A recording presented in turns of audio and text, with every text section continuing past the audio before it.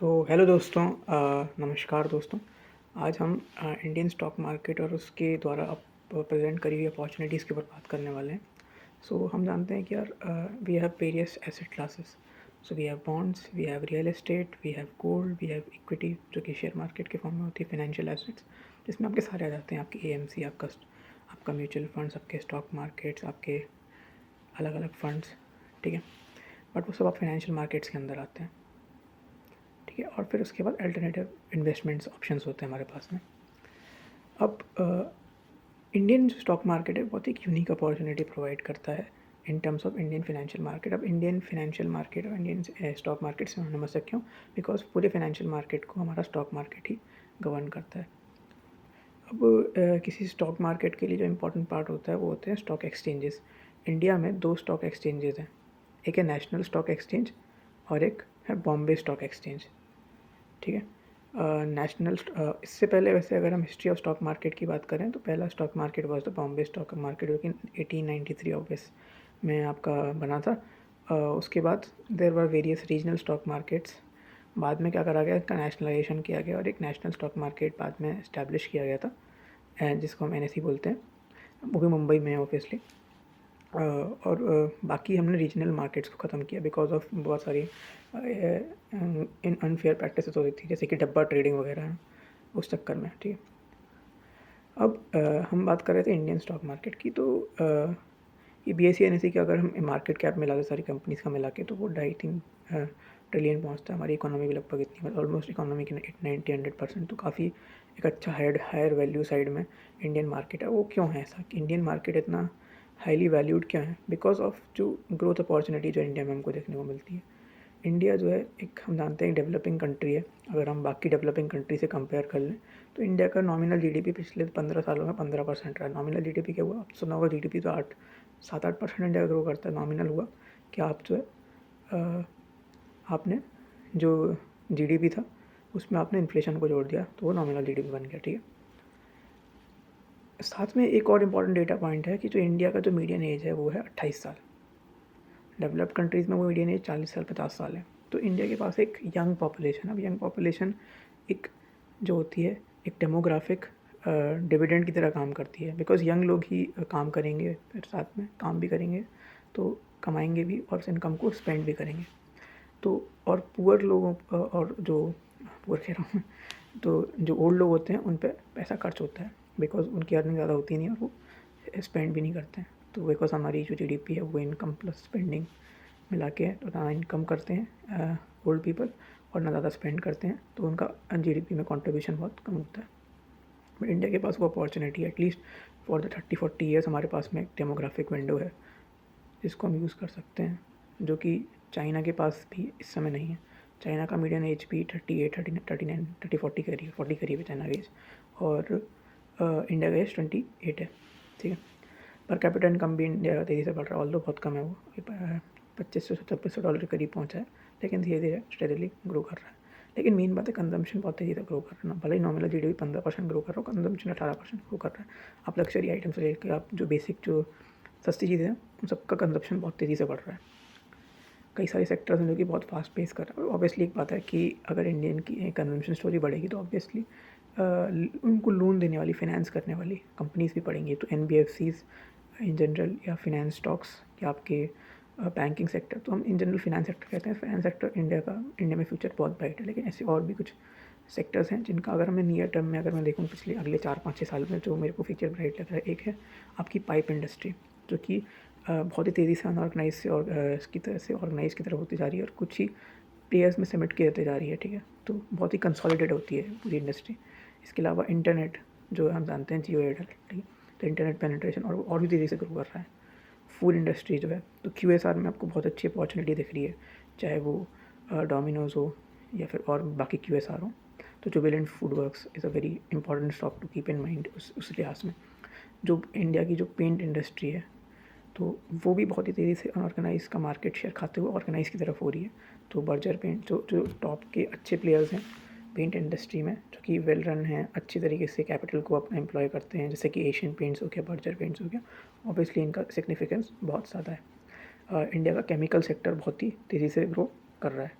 तो चाहे वो स्पेशलिटी केमिकल हुआ, चाहे वो मैन्युफैक्चरिंग केमिकल हुआ, बहुत तेज़ी से ग्रो कर रहा है। और इस यहाँ पर स्टोरी क्या प्ले आउट कर रही है, यहाँ पर स्टोरी प्ले आउट कर रही है कि जो केमिकल सेक्टर के जो केमिकल जो प्लांट्स हैं वो चाइना से आ रहे हैं इंडिया की तरफ। तो जो चाइना प्लस वन स्ट्रैटेजी जो कि जो दुनिया भर में फॉलो हो रही है कि हमें डाइवर्सिफाई करनी है अपनी मैन्युफैक्चरिंग, तो उस चक्कर में साथ में एक वो इन्वायरमेंट वाला चक्कर भी है कि चाइना नहीं चाहता कि बहुत ज़्यादा स्पेशलिटी केमिकल्स फैक्ट्री हमारे यहाँ पर हैं बिकॉज वो इन्वायरमेंटल हैज़ार्डस होती हैं। इंडिया भी इतना सोच नहीं रहा है उस चक्कर में, तो वो सारी जो है प्रोडक्शन इंडिया में मूव कर रही है और इसलिए इंडियन जो केमिकल सेक्टर है उसको बहुत ज़्यादा बेनिफिट देखने को मिल रहा है। ठीक है, साथ में आईटी सेक्टर जो कि जो कि काफ़ी टाइम से ग्रो कर रहा है और उसका भी बहुत ही ब्राइट फ्यूचर है because of the low IT जो मैन पावर जो इंडिया में हमको देखने को मिलती है। ठीक है, तो ये तो अच्छे सेक्टर्स हैं जो कि हमारे स्टॉक एक्सचेंज में अच्छा कर रहे होंगे। जैसे मैंने डिस्कस कर लिया ना कि स्टॉक मार्केट में जो बाइंग सेलिंग होती है स्टॉक एक्सचेंज पे होती है और स्टॉक एक्सचेंज हमारे पीएसई और एनएसई हैं। अच्छा, बीएसई एनएसई ने अपने इंडेक्सेस निकाल रखे। इंडेक्स क्या है, बेसिकली एक तरीके से ट्रैक करने का तरीका कि स्टॉक मार्केट कैसे करें। आपसे पूछा जाए कि मार्केट कैसे कर रहा है तो हम कैसे बताएंगे। उसके लिए जिस तरीके से एक बच्चे की एकेडमिक परफॉर्मेंस को हम ग्रेड्स के माध्यम से मेजर करते हैं, ऐसे ही स्टॉक मार्केट की परफॉर्मेंस को हम इंडेक्स के माध्यम से मेजर करते हैं। तो इंडिया में 2 मेजर इंडेक्स हैं, एक है हमारा बीएसई, एक हमारा एनएसई। तो बीएसई का इंडेक्स क्या है, बीएसई का है सेंसेक्स और एनएसई का इंडेक्स है निफ्टी 50। सो जो सेंसेक्स है उसमें इंडिया की मार्केट कैप के हिसाब से टॉप जो 30 कंपनीज़ है वो आती हैं और एनएसई में टॉप जो 50 कंपनीज़ है वो आती हैं। बीएसयू एनएसयू दोनों में कॉमन कंपनीज होंगी 30, तो ऑब्वियसली होगी वो टॉप 30 वाली सेंसेक्स में आ जाती है। तो जो नंबर 1 पे है वो रिलायंस है। लगभग पूरे सेंसेक्स में ऑब्वियस निफ्टी सेंसेक्स में पूरा लगभग 10 से 12% कॉन्ट्रीब्यूशन है रिलायंस का मोटा मोटा। Then we have companies like HDFC Bank, Tata, and other right? Okay, all the companies that will be there. You can just search like which companies are there in the Nifty 50 in the Sensex. If you talk about stock market में लोग जो हैं shares क्या होता है, company की equity क्या होती है, बेसिकली कंपनी की ओनरशिप। तो कंपनी की फ्रैक्शनल ओनरशिप जो होती हैं कंपनीज़ की, फर्म्स की, वो स्टॉक मार्केट पे ट्रेड होती हैं, स्टॉक एक्सचेंजेस पे ट्रेड की जाती हैं। अब स्टॉक एक्सचेंज में कुछ मेजर पार्टिसिपेंट्स होते हैं जो कि स्टॉक मार्केट या स्टॉक एक्सचेंज में पार्टिसिपेट करते हैं। पहले तो people like you and me जो रिटेल इन्वेस्टर होते हैं, इसके अलावा आपके DIIs होते हैं। रिटेल इन्वेस्टर ज़्यादा कंट्रीब्यूट करते नहीं मार्केट में बिकॉज उनकी क्या बोलूँ फाइनेंशियल कैपेसिटी इतनी नहीं होती, औकात इतनी नहीं होती बेसिकली। फिर हमारे होते हैं डोमेस्टिक इंस्टीट्यूशनल इन्वेस्टर्स, फिर हमारे होते हैं फॉरेन इंस्टीट्यूशनल इन्वेस्टर। डोमेस्टिक जो इंस्टीट्यूशनल इन्वेस्टर होते हैं उनको DII बोलते हैं और फॉरेन इंस्टीट्यूशनल इन्वेस्टर्स को हम FII बोलते हैं। और साथ फिर हमारे ठीक है हमारा रिटेल इन्वेस्टर। ठीक है, अब डोमेस्टिक इंस्टीट्यूशनल इन्वेस्टर क्या हुआ, जैसे कि आपकी LIC हो गई, इंश्योरेंस कंपनी है, एसेट मैनेजमेंट कंपनीज हो गई आपकी जो कि म्यूचुअल फंड्स वगैरह चलाती हैं, फिर अपनी PMS वगैरह चलाती हैं, पेंशन फंड्स हो गए और भी फंड्स होते हैं डिविडेंड फंड्स वगैरह। फॉरेन इंस्टीट्यूशनल इन्वेस्टर्स में आपकी जो फॉरेन के जो इन्वेस्टमेंट फर्म्स हैं, बैंकिंग फर्म्स हैं या फिर आपकी प्राइवेट इक्विटी फर्म्स हैं, वो सब दूसरी कंट्रीज़ की जो कि डाइवर्सिफाई करती है अपने पोर्टफोलियो को, इंडिया भी आती हैं और इंडिया में फॉरेन निवेश करती हैं। ठीक है, फॉरेन इन्वेस्टमेंट करती हैं। और रिटेल इन्वेस्टर में people like you and me, small firms. ठीक है, अच्छा अब हम जानते हैं कि जो एक शेयर है that is a piece of a business, basically business की ओनरशिप भी एक शेयर है। तो शेयर प्राइस किस पर डिपेंड करना चाहिए, तो यहाँ पर एक जनरल कॉमन सेंस मिलेगा कि जैसा बिजनेस परफॉर्म करेगा वैसा शेयर प्राइस अच्छा करेगा। हम बिज़नेस की परफॉर्मेंस को मेजर कैसे करते हैं, बिज़नेस की परफॉर्मेंस को मेजर करने के लिए देयर आर वेरियस पैरामीटर्स, जैसे कि top line, bottom line. Top line होती है जो सेल्स हुई, नेट सेल्स है ना, GMV नहीं हुई, नेट सेल्स। बट हम बॉटम लाइन में क्या आता है हमारा प्रॉफिट्स है ना। सब प्रॉफिट्स भी कई तरीके से हम देख सकते हैं, जैसे कि EBITDA होता है, EBIT होता है, इसके अलावा PBT यानी कि profit before tax, profit after tax. ठीक है, इसमें भी कई सारी चीज़ें। ठीक है, इसके अलावा हम कैश के टर्म्स में देख सकते हैं। हाँ, ये सब टर्म्स धीरे धीरे समझ में आ जाएंगे आपको क्या मतलब होता है इन सब का। लेकिन ये सब बेसिकली हम कंपनीज़ की परफॉर्मेंस को मेजर इन सब आंकड़ों की मदद से करते हैं। कंपनीज़ की वैल्यूएशन होती है कि कंपनी की वर्थ कितनी है, उसके लिए वैल्यूएशन के टूल्स भी होते हैं। वैल्यूएशन को मेजर करने के लिए कंपनी सस्ती है महंगी है, कुछ टूल्स होते हैं जैसे कि price to earning, price to book ratio, ठीक है, प्राइस टू सेल्स पीएस, है ना, प्राइस टू अर्निंग पी, ये सब कुछ रेशियोज होते हैं, इनके बारे में हम डिस्कस करेंगे कि हम थोड़ा आगे जाके थोड़ा एडवांस कॉन्सेप्ट्स हैं, बट मैं आपको ग्लिम्स दे देता हूँ कि ये चीज़ें भी होती हैं, ठीक है। लेकिन हमें इतना समझना है कि लॉन्ग टर्म में जैसा कंपनी परफॉर्म करेगी वैसा ही बिज़नेस परफॉर्म करेगा, बेसिकली वैसा ही हमारा शेयर की परफॉर्मेंस भी होगी। वॉरेन बफे की जो का कहना था कि जो लॉन्ग टर्म में अर्निंग्स ड्राइव करती हैं शेयर प्राइस को, लेकिन शॉर्ट टर्म्स में कोई भी चीज़ ड्राइव कर सकती है, बिकॉज शेयर का प्राइस अल्टीमेटली डिमांड सप्लाई पे डिपेंड करता है।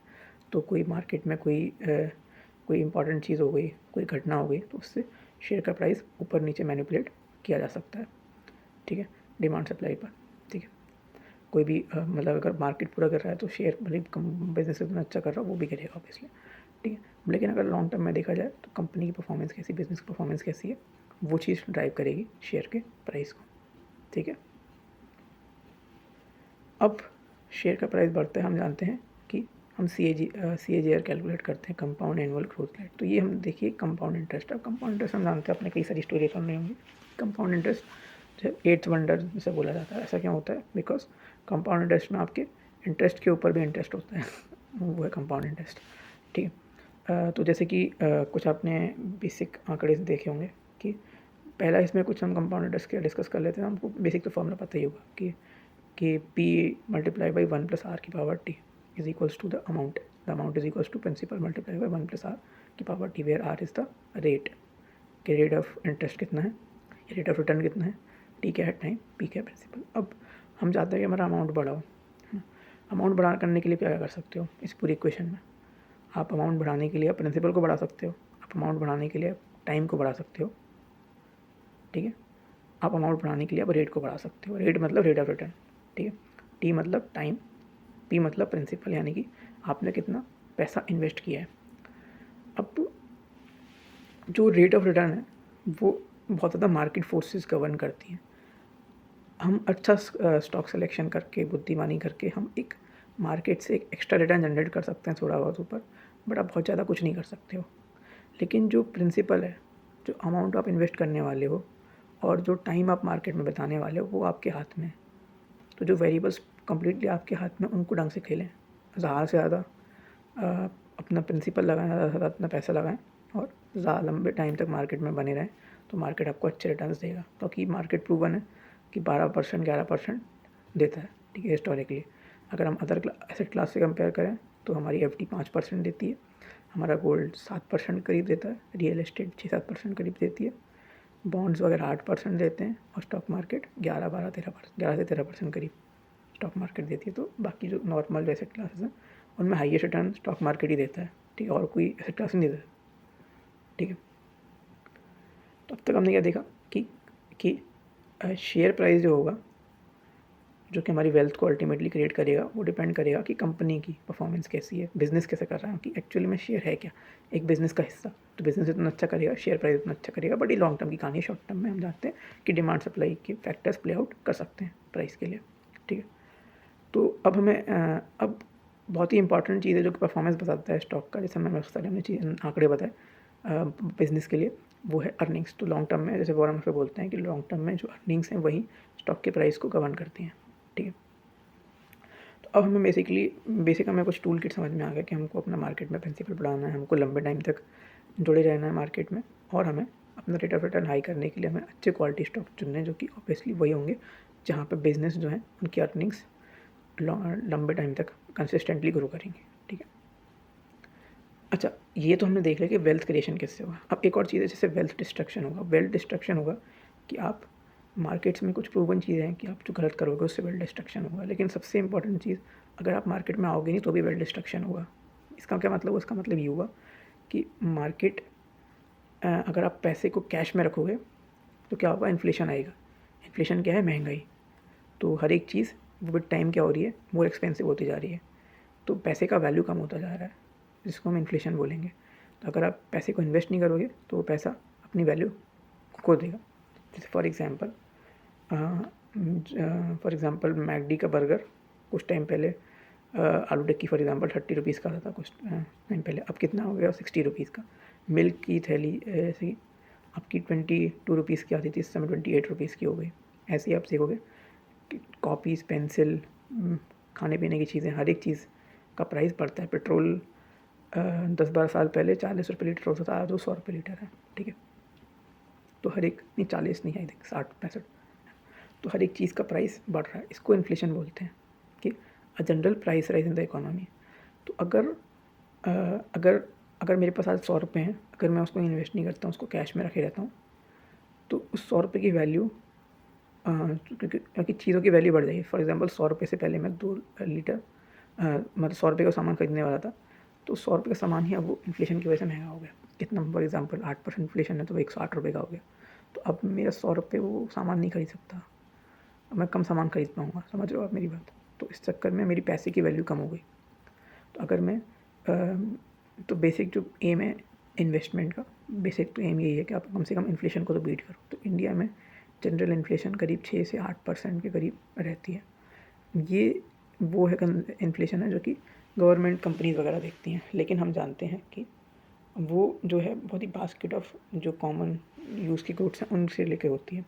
लेकिन हम एस्पिरेशनल प्रोडक्ट्स भी खरीदते हैं जिनमें इन्फ्लेशन और भी ज़्यादा होती है। अब एजुकेशन की इन्फ्लेशन देखो, वो 12-14% हो गया, ठीक है। तो एक्चुअल इन्फ्लेशन कम से कम 8-10% पड़ती है, ठीक है, अगर आप एक मिडिल क्लास या रिच व्यक्ति हो तो, ठीक है। अब ये 8-10% इन्फ्लेशन है, तो आपके पैसे को आपको तेज़ी से ग्रो करना पड़ेगा, तो इसीलिए आपको स्टॉक मार्केट में आना पड़ेगा कि बाकी एसेट क्लास का तो एवरेज जो रिटर्न है वो 8-10% से कम ही है। स्टॉक मार्केट ही है जो आपको इधर से ऊपर रिटर्न देने वाला है। अब हमने डिस्कस किया था कि स्टॉक मार्केट के इंडेक्स होते हैं निफ्टी और सेंसेक्स, जो कि मार्केट को ट्रैक करते हैं। हमारे पास में कुछ कुछ इस तरीके के फंड्स होते हैं, म्यूचुअल फंड्स या ईटीएफ के हम देखेंगे एक्सचेंज ट्रेडेड फंड्स कहते हैं। बेसिकली कुछ ऐसे फंड्स या इन्वेस्टमेंट इंस्ट्रूमेंट्स हैं हमारे पास में ऐसे, जो कि ये जो इंडेक्स होती हैं उनको जो है बेंचमार्क की तरह लेके इंडेक्स को देखते हैं। तो इंडेक्स जितना रिटर्न देगा, जितना बढ़ेगा, उतना ही आपका वो फंड भी रिटर्न देगा। ऐसे फंड्स को हम पैसिव फंड्स बोलते हैं। तो हमारे पास में जो देखो, इन्वेस्टमेंट इंस्ट्रूमेंट्स को हम फंड्स बोलते हैं कॉमन लैंग्वेज में। फंड्स दो तरीके के होते हैं, एक होता है एक्टिव फंड, एक होता है passive fund. So active fund वो होता है कि जहाँ पर एक फंड मैनेजर, एक व्यक्ति, एक एक्सपर्ट उस फंड में स्टॉक्स का बाइंग सेलिंग करता है एक्टिवली।